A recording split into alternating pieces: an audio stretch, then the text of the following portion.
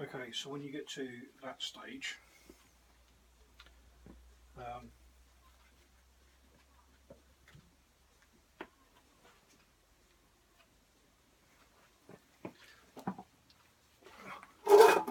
so what I need to do now is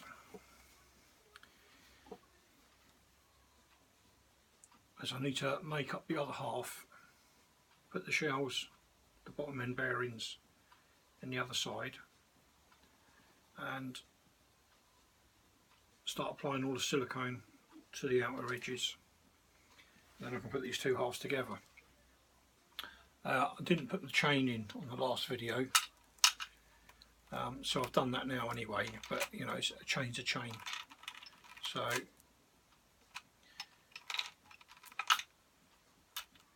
the chains are in, they're both new chains. So let's get in there. So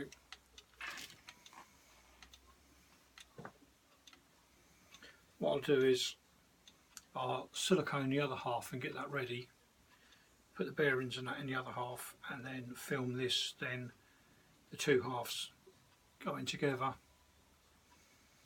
In this side here, that's pretty much it. There's not a lot else to do there at all.